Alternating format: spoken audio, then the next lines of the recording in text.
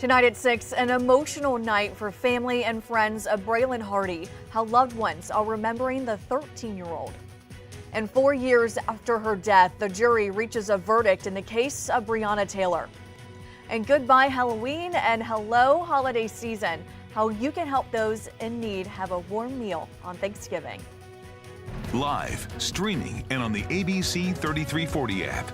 This is ABC 3340 News Weekend. We start the 6 o'clock show taking a live look outside in Hoover, a cool and sunny November Saturday here in central Alabama. Good evening, I'm Megan Scarano. Welcome to the news at 6. We start with the first look at your weekend forecast. Meteorologist Evan Chikvera is here with everything we need to know. Evan?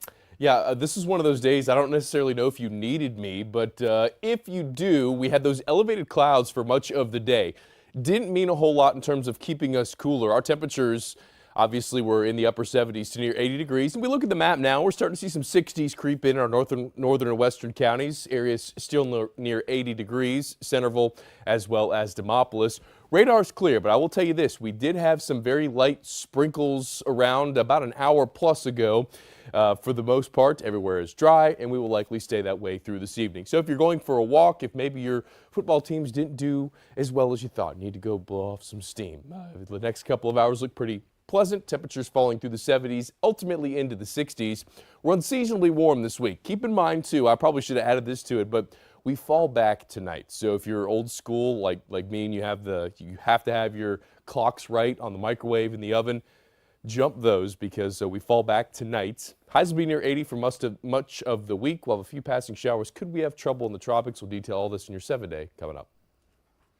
We have a traffic alert tonight. Highway 5 in Bibb County is closed in Brent, and it will be according to first responders. An 18-wheeler overturned early this morning. The driver walked away with minor cuts and bruises.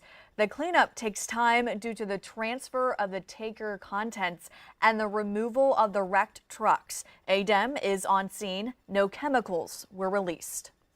A crash in Blount County Friday night killed one woman. 31-year-old Collie Heaton of Remlap was killed when her car collided with a pickup truck.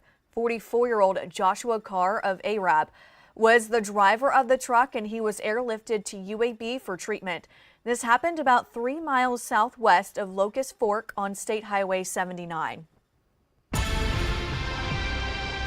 It was an emotional vigil in Inslee on Friday night as family and friends remembered 13-year-old Braylen Hardy. Hardy was hit by a car while riding an ATV and died from his injuries just a few days later. Now the family is on a mission to make sure that no one forgets him. Of blue and black, family, friends, coaches, and teammates showed up for 13-year-old Braylen Hardy, for the boy who had the brightest smile. Bray was one of the ones that brought life to the court. I mean, every time if you was down and you look at Bray, he was always smiling. Candles were lit to say Bray Bray. His team signed a basketball to give to his family. The loss, not just leaving an empty spot on the court. We were family, and they all play together. They all practice together. So the fact that they're losing one of their family members is kind of hard for them, but they're trying to get through it. All together, the crowd let go of their balloons.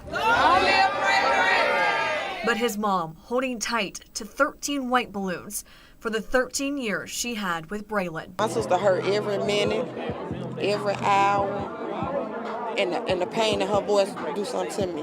So, yeah, I have to be strong for her. Birmingham police say the driver who hit Hardy was fleeing the scene of a shooting. And when Hardy was hit, the driver ran but was taken into custody a few blocks away. He has yet to be charged. A 15-year-old is now in custody, charged in connection to a stabbing on Halloween night. Weaver police say the 15-year-old stabbed a 17-year-old on Bailey Road. It happened a little before 9 o'clock in the Buckhorn subdivision. The Teamwork County Sheriff Eric Ballantyne is requesting the FBI to investigate a black man who was found hanging in an abandoned house. Deputies found 39-year-old Denoris Richardson hanging in rural Colbert County, miles away from his home in Sheffield. The Colbert County Sheriff's Office ruled Richardson's death a suicide. But the man's wife, Lee Richardson, says her husband did not leave a note and had no connection to the house where he was found. She believes his death is related to a lawsuit he filed against their local police department earlier this year. Richardson says he was assaulted, denied medical care, and tased while he was in jail.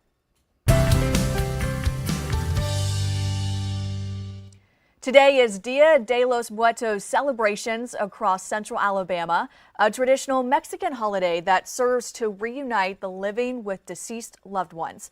ABC 3340's Olivia Goche is at Sloss Furnaces today, where that culture is being celebrated right here in Birmingham. It's a celebration of life, culture, and remembrance here at the 22nd annual Dia de los Muertos celebration at the historic Sloss Furnaces. From art to music and authentic cultural food, there is sure to be something for everyone. It's an event that has perfectly woven together joy and remembrance, equally a celebration of life as much as a memorial of the departed. And for one family I spoke to today, their offerenda has given them a space to honor their lost child. I get to say, oh, they were here.